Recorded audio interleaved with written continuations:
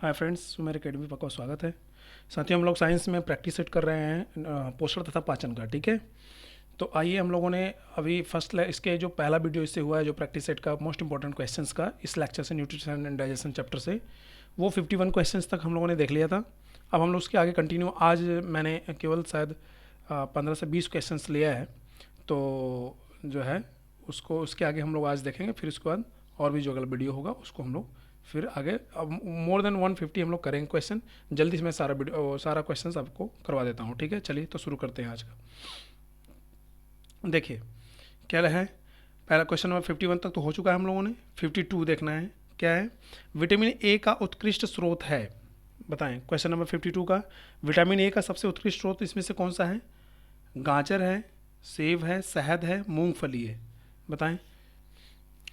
तो हम जानते हैं ऑप्शन के अकॉर्डिंग साथियों आपको बतानी है कि क्या सेब में विटामिन ए ज़्यादा मिलता है, शहद में मिलता है, मूंगफली में मिलता है, गाजर में मिलता है।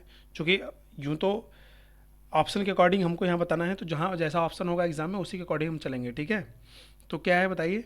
तो इसका ऑप्शन क्या हो जाएगा? ऑप्शन 52 का आंसर हो जाएगा क्या? तो सभी को पता है कि गाजर में। ठीक है, गाजर में। चलिए नेक्स्ट क्वेश्चन देखते हैं।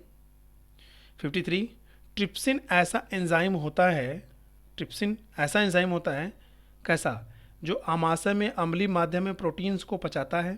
ठीक है साथियों, ये प्रोटीन्स रहेगा, ये सभी मिस्टेक हो गया है, आप इसको प्रोटीन्स में देख लें। ठीक है, दूसरा क्या है ऑप्शन?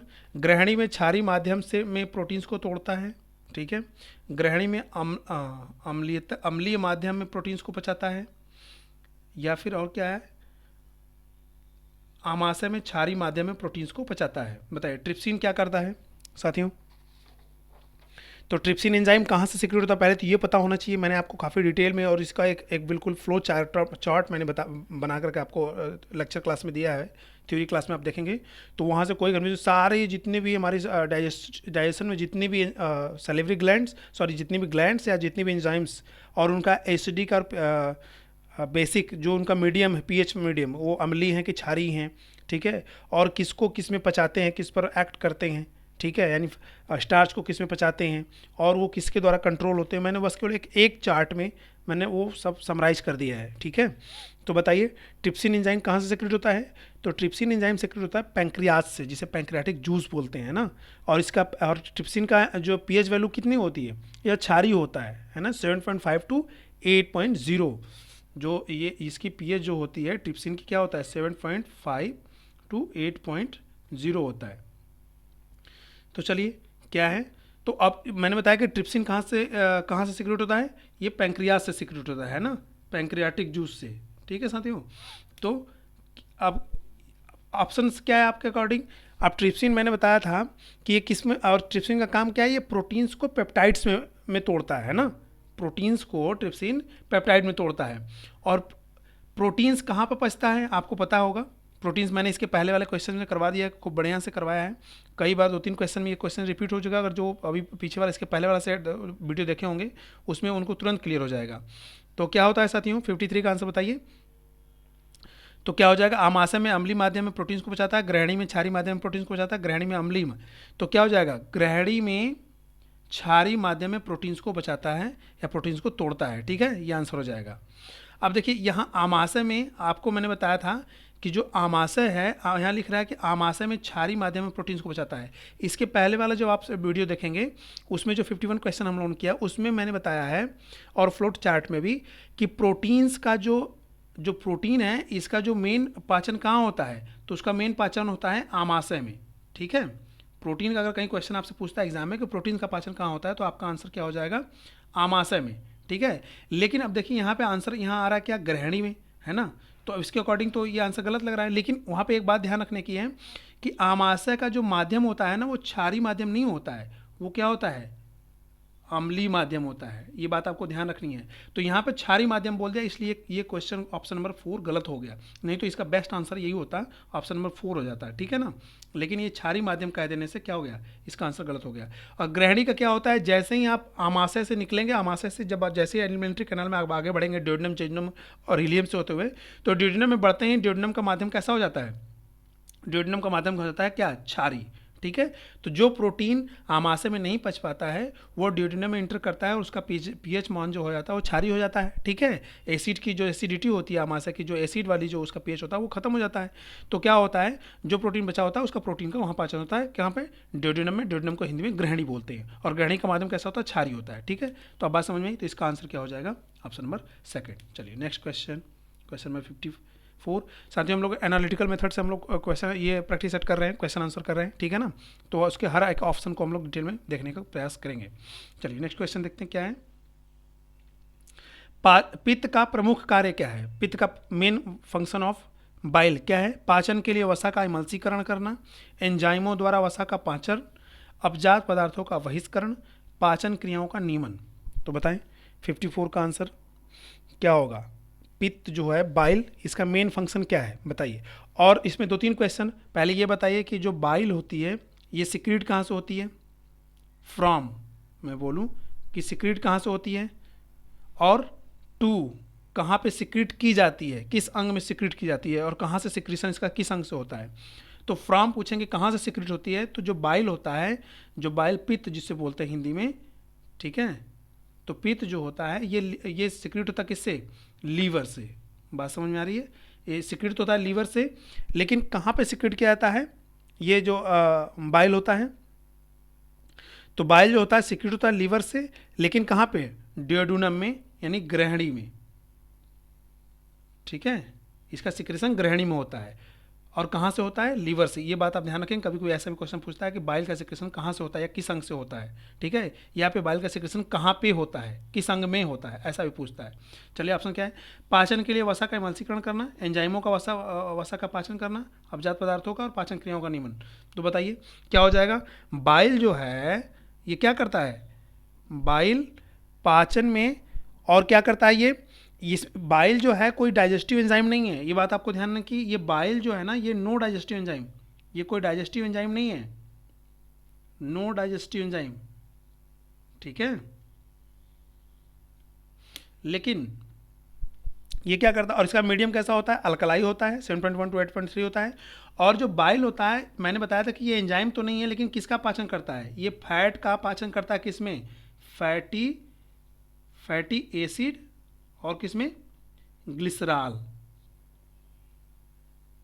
फैटी एसिड और ग्लिसरॉल में ये कन्वर्ट करता है, ठीक है। किसको किसको इसको इसी को इमल्सिफिकेशन कहते हैं ना, ठीक है।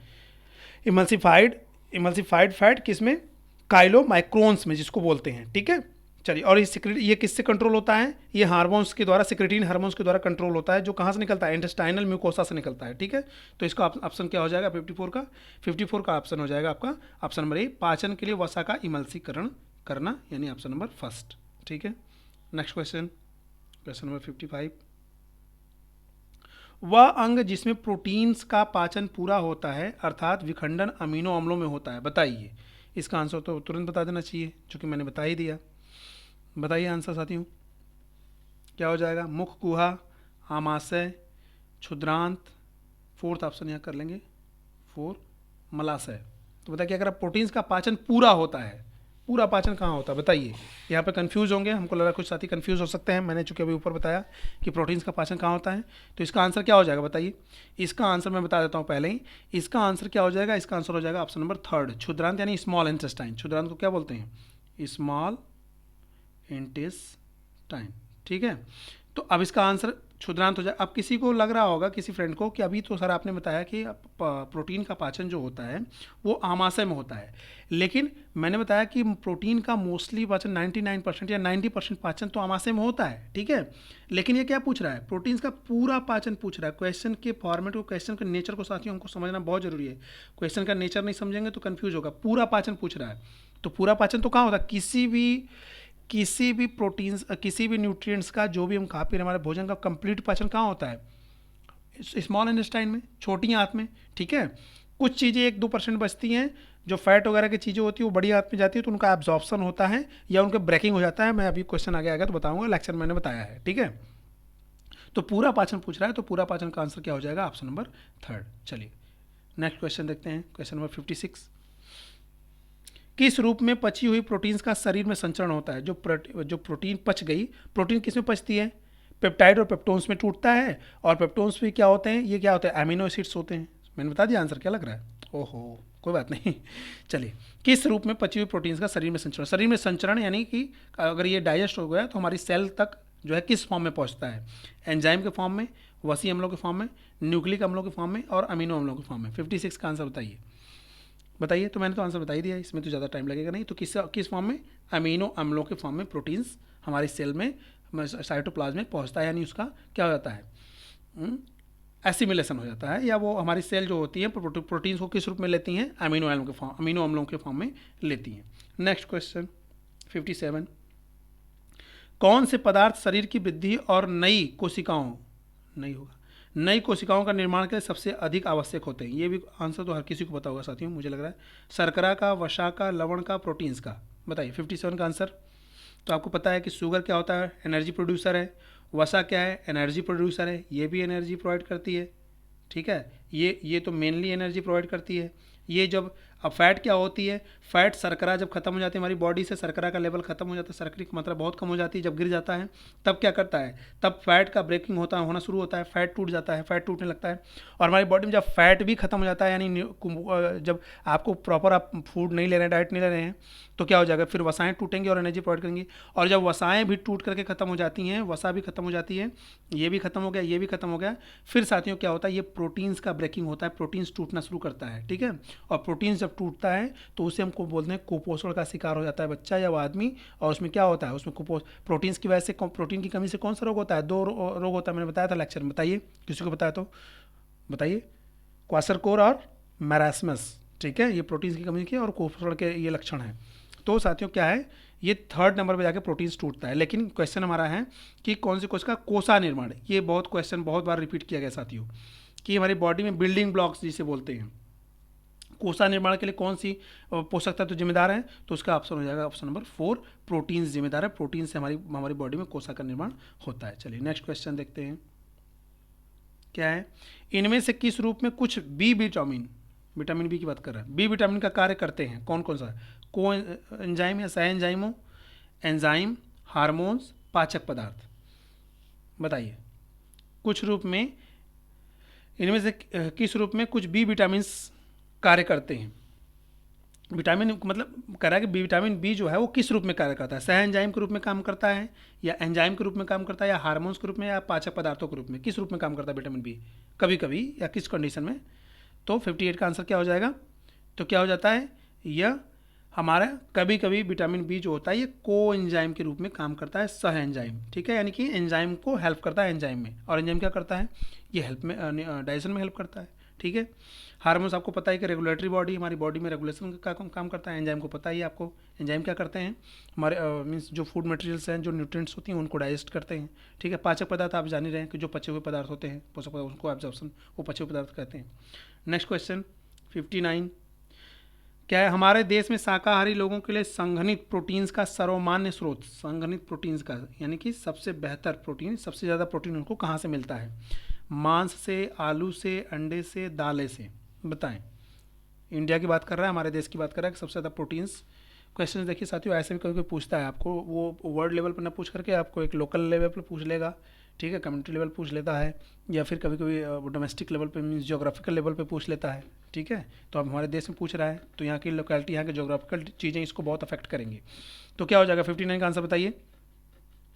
तो ज़्यादातर क्या है, चूँकि हमारे यहाँ देखिए लोग आध्यात्म से भी बहुत ज़्यादा जुड़े हुए हैं, आस्था भगवान वगैरह में भी बहुत विश्वास रखते हैं, तो सब लोग तो मांस का खाते नहीं हैं, और मांस तो खाते नहीं है, मांस में प्रोटीन्स मिलता ज़रूर है, लेकिन सभी लोग नहीं खाते हैं।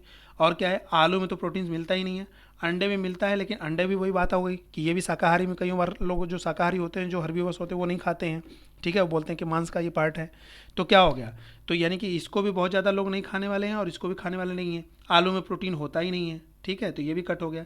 तो एक ही ऑप्शन बचता है, क्या, दाल, ठीक है। दाल को तो सभी खाने वाले हैं, चाहे वो हर्बीवर्स, सारी वो वेजिटेरियन हो या नॉन वेजिटेरियन हो, ठीक है, शाकाहारी हो या मांसाहारी हो। सॉरी, मैंने शाकाहारी को हर्बीवर्स बोल दिया था, वो वेजिटेरियन की बात हो रही है। चलिए नेक्स्ट क्वेश्चन, क्वेश्चन नंबर 60, मंड होती है, मंड यानी स्टार्च क्या होता है, प्रोटीन होता है, वसा होता है, कार्बोहाइड्रेट होता है, एंजाइम होता है। बताइए क्या होता है, मंड क्या है। 60, क्वेश्चन नंबर 60 का आंसर बताएं। तो क्या है, ये प्रोटीन तो है नहीं, और मंड क्या है? ये मंड को मैंने बताया था कि ये पॉलीसैकेराइड है, ठीक है। और किसमें टूटता है मंड? स्टार्च किसमें टूटता है? और कौन सा एंजाइम काम करता है मंड पे साथियों? कौन सा एंजाइम काम करता है? एमाइलेज। Amylase enzyme. और कहाँ से निकलता है ये एमाइलेज? एमाइलेज दो जगह से निकलता है, मैंने बताया था। एक तो सैलिवरी एमाइलेज होती है, सैलिवरी एमाइलेज हमारी जो मुंह की सलाइवा से निकलती है, ठीक है, सैलिवरी एमाइलेज। और एक होता है पैंक्रियाटिक एमाइलेज। तो एक पैंक्रियाट से, पैंक्रियाटिक जूस से एमाइलेज निकलता है, और एक सैलिवरी एमाइलेज से। लेकिन काम एमाइलेज का वही होगा जो काम जो हमारी मुंह वाली एमाइलेज है, सलाइवा वाली एमाइलेज, जो काम वो कर रही है वही काम पैंक्रियाज वाली भी एमाइलेज करेगी, ठीक है।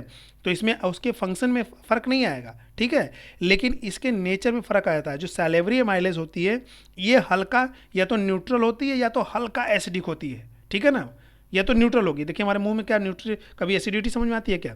लेकिन जो हमारे मुंह का सलाइवा जब हमको चोट लग जाती है, कहीं कट हो जाता है, तो लगाते हैं तो वो जो बहुत जल्दी रिकवर हो जाता है, ठीक हो जाता है। उसमें जर्म्स और बैक्टीरिया वगैरह ग्रो नहीं करते, क्योंकि हल्का हल्का उसका नेचर क्या होता है? एसिडिक होता है। 6.7 to 6.8 के आसपास होता है। और 7 पे कोई भी चीज़ें 7 पे जाकर के क्या होती है? इसका पीएच क्या होता है? ये न्यूट्रल हो जाता है, ठीक है, उदासीन हो जाता है।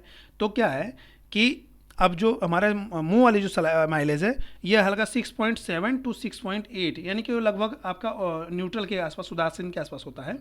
और जो हमारी पैंक्रियाटिक माइलेज होती है ये जो है क्षारीय होता है। जो पैंक्रियाटिक माइलेज है ना, जो पैंक्रियाटिक माइलेज है ये, इसका जो पीएच होता है ना पैंक्रियाटिक माइलेज का, ये होता है 7.5 to 8 होता है, ठीक है। इस पर ये क्षारीय होता है। लेकिन दोनों एक ही काम करते हैं, स्टार्च को पचा करके किस में कन्वर्ट करते हैं? माल्टोज में। स्टार्च को एमाइलेज जो होता है, ये जो होता है ये एक मंड को किस में कन्वर्ट करता है, ठीक है, एमाइलेज किसमें? माल्टोज में, माल्टोज में, ठीक है। तो अब देखिए यहाँ से कितनी चीज़ें, कितने क्वेश्चंस तैयार हो गए। पहले तो दो तरह के मैंने माइलेज बता दिया कि कहाँ कहाँ सिक्रेट होता है, सैलिवरी माइलेज और पैंक्रियाटिक माइलेज। दोनों का फंक्शन क्या है? स्टार्च को ये डाइजेस्ट करते हैं किसी माल्टोज में। सैलिवरी माइलेज का या तो उसका पीएच न्यूट्रल होता है, ठीक है, उदासीन होता है वो, या तो हल्का एसिडिक होगा। और दूसरा जो पैंक्रियाटिक माइलेज है इसका नेचर क्या होता है? पीएच क्या होता है? ये क्षारीय होता है, ठीक है। और ये भी किसको? स्टार्च को पचाता है किसमें? माल्टोज में, ठीक है। तो आइए, और ये हमारा मंड एक तरह से क्या है? ये पॉलीसेकेराइड है, और एक तरह से क्या है? ये ना तो प्रोटीन है, ये प्रोटीन भी नहीं है, वसा भी नहीं है, एंजाइम तो है ही नहीं, तो ये क्या है? कार्बोहाइड्रेट का फॉर्म है, ठीक है। बात समझ आ रही है? ऑप्शन नंबर 3 ये कार्बोहाइड्रेट है। नेक्स्ट क्वेश्चन नंबर 61, केसीन है, ये तो हर किसी को पता होना चाहिए। केसीन क्या है? दूध का जीवाणु है, दूध की प्रोटीन है, दूध की शर्करा है, दूध का वसा है। बताइए दूध का जीवाणु के साथियों बताएंगे? दूध का जीवाणु का क्या नाम है? लैक्टोबैसिलस। क्या? लैक्टोबैसिलस, ठीक है। ये क्या करता है? लैक्टिक एसिड, दूध में लैक्टिक एसिड कन्वर्ट करता है, ठीक है। तो ये तो हो गया दूध का जीवाणु। और क्या कह रहा है? दूध का प्रोटीन, दूध की शर्करा क्या होती है? बताइए दूध में कौन सी शर्करा पाई जाती है? बताइए। इसमें पाई जाती है लैक्टोज शुगर, ठीक है, इसमें लैक्टोज शुगर पाई जाती है। और जो लैक्टोज शुगर का पाचन किस में होता है? किसी को पता है?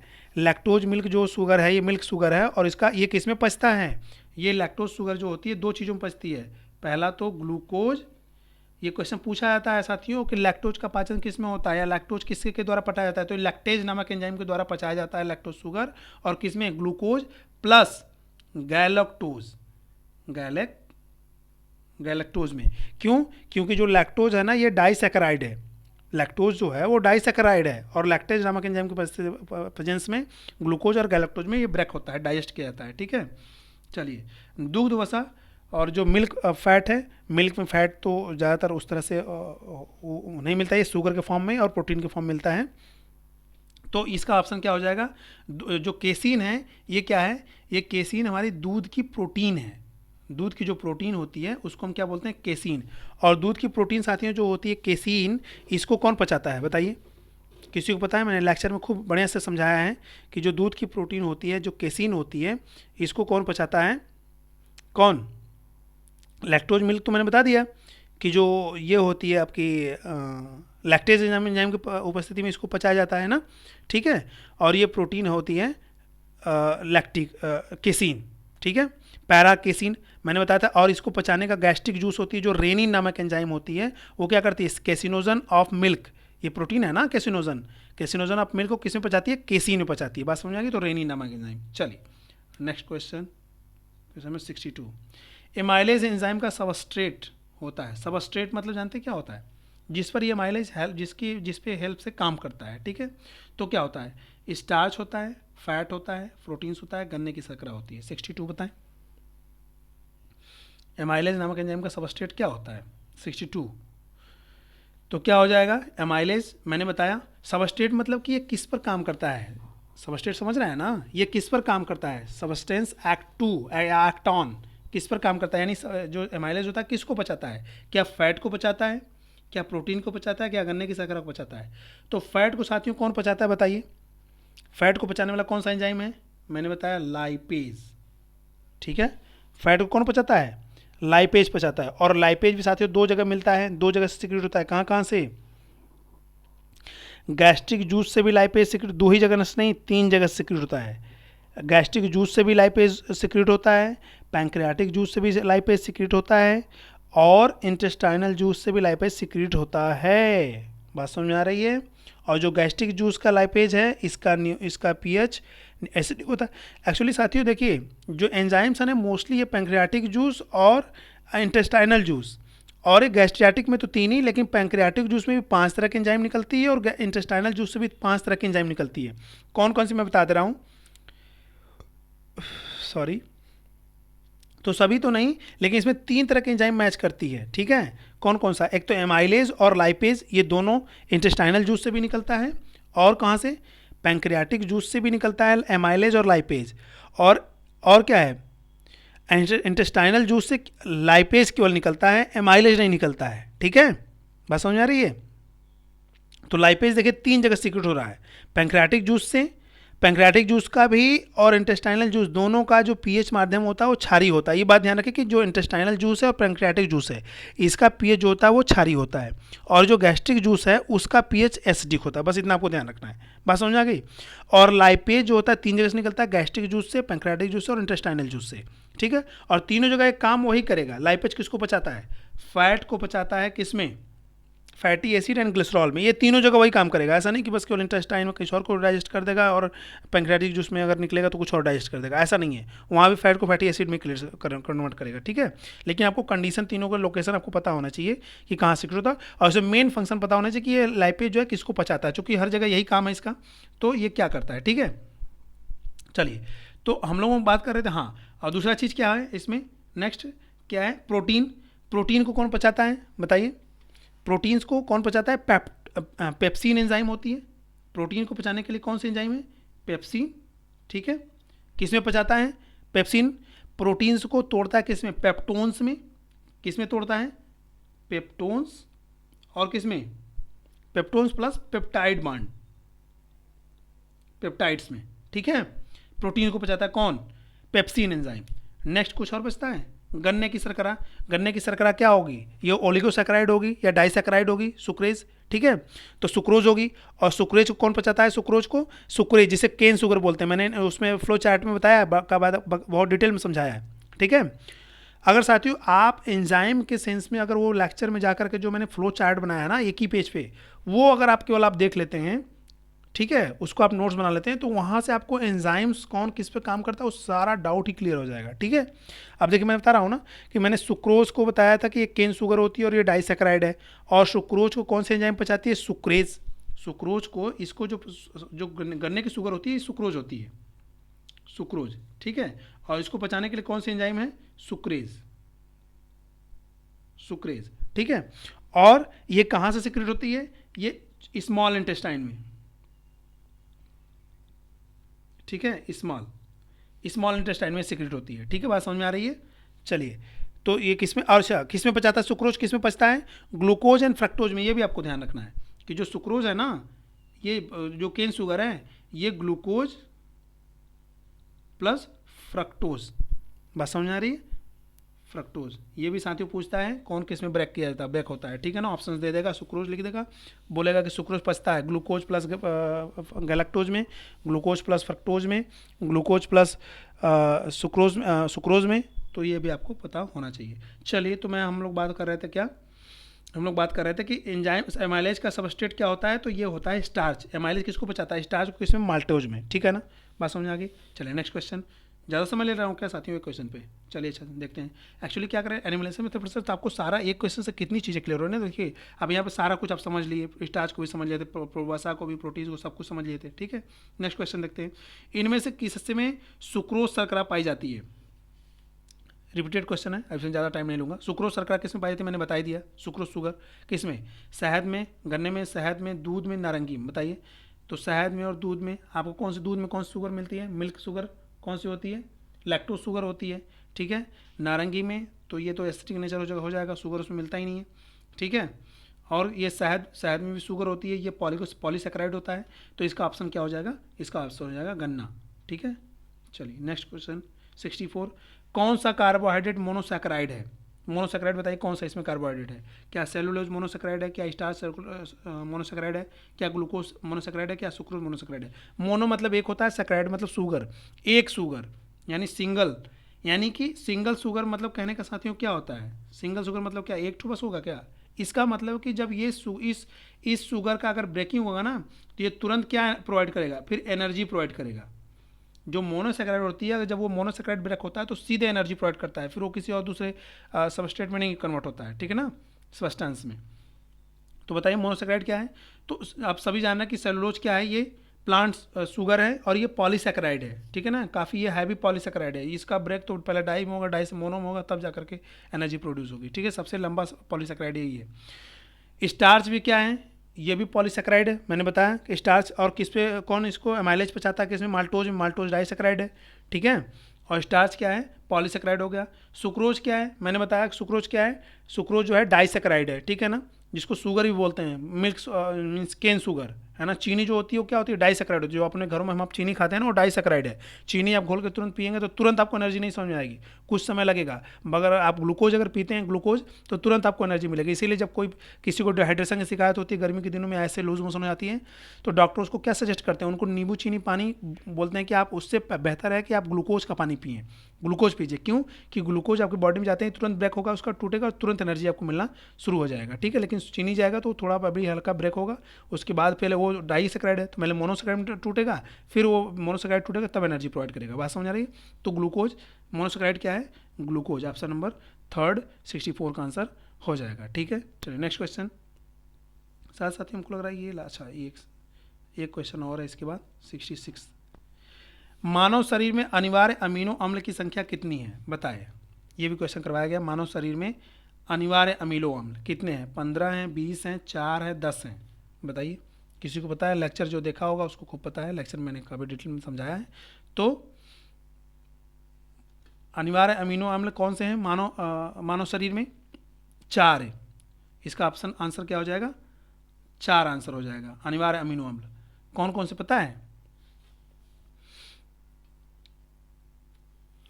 चलिए अच्छा, अब इसको जो लेक्चर देखे होंगे वहाँ पे आप, ताकि आप भी थोड़ा कुछ सर्च करें, ठीक है। नेक्स्ट क्वेश्चन हम लोग देखते हैं 66, आंतरिक ग्रंथियों द्वारा स्रावित हार्मोन कॉलिसिस्टोकाइनिन का कार्य है। आंतरिक ग्रंथियों द्वारा जो स्रावित हार्मोन है कौन सा, कॉलिसिस्टोकाइनिन है ना, हार्मोन कॉलिसिस्टोकाइनिन, इसका मेन फंक्शन क्या है बताएं साथियों। कॉलिसिस्टोकाइनिन हार्मोन का जो आंतरिक रस से यानी इंटेस्टाइनल, किससे, इंटेस्टाइनल ग्लैंड से सिक्रीट किया जाता है, तो इसका मेन फंक्शन क्या है बताइए। कॉलिसिस्टोकाइनिन क्या है, पित्ताशय के संकुचन का प्रेरण, अग्न्याशयी रस के श्रावण का प्रेरण, ये दोनों, या तो फिर क्या है, नेक्स्ट क्वेश्चन, प्रोटीन्स को पेप्टोन्स में बदलना, बताइए क्या है आंसर, बताएं। 66 का आंसर क्या हो जाएगा। तो साथियों जो कॉलिसिस्टोकाइनिन हार्मोन है ना, ये किसको कंट्रोल करती है, कॉलिसिस्टोकाइनिन हार्मोन, यह जो है ना, ये पित्ताशय से, मैंने बताया था सिक्रीटिन पैंक्रिया और पैंक्रोजाइमिन हार्मोन सिक्रेटेड फ्रॉम जो स्मॉल इंटेस्टाइन, पैंक्रोजाइमिन एक होता है, और जो होता है ये तो पित्ताशय हो गया। जो पैंक्रोजाइमिन हार्मोन होती है वो पित्ताशय को से कंट्रोल करती है, पैंक्रोजाइमिन हार्मोन। और क्या है, जो अग्न्याशय है, जो पैंक्रियाज है, सॉरी बाइल जो हो गया, ठीक है, तो ये क्या होती है, सिक्रीटिन हार्मोन जो बाइल होती है, ठीक है, पित्ताशय को, और पैंक्रियाज को क्या, पैंक्रोजाइमिन हार्मोन। तो ये दोनों मिल करके क्या होती हैं, ये दोनों सिक्रीट करती हैं, तो इसका ऑप्शन क्या हो जाएगा, इसका आंसर हो जाएगा दोनों। यानी कि जो कोलिसिस्टोकाइनिन हार्मोन होता है, इसका कार्य होता है ये पित्ताशय के संकुचन को भी का प्रेरण करता है, कंट्रोल करता है, अग्न्याशयी रस के स्रावण का भी प्रेरण करता है। ठीक है, तो इसका आंसर ये हो जाएगा। तो साथियों आज हमको लग रहा है कि ये आपका 52 से लेकर के 66 यानी कि मोस्टली 12 62 और 12 एंड 16 क्वेश्चंस। ठीक है, 16 क्वेश्चंस ये आज के रहे। ठीक है, तो साथियों अब हम इसके बाद जो है अगला क्वेश्चंस जो हम लोग देखेंगे 67 से लेकर के 50 क्वेश्चंस कवर करेंगे। थोड़ा साथियों मुझे टाइम कम मिल पाया, इसलिए मैंने 50 क्वेश्चन में कवर नहीं कर पाया। नेक्स्ट लेक्चर में मैंने 50 क्वेश्चंस आपको करवाऊंगा। चलिए, तो अभी हम लोग पहुँचे हैं 66 पे, अभी हम लोगों को 100 क्वेश्चंस करना है। ठीक है, और वो 2 लेक्चर में उसको कवर कर दूंगा। मोर देन 1 आवर के आसपास होगा, 1 घंटे से ज़्यादा का लेक्चर होगा, तो उसको हम लोग कवर कर लेंगे। चलिए ठीक है साथियों, आज के लिए बस इतना ही। Thank you.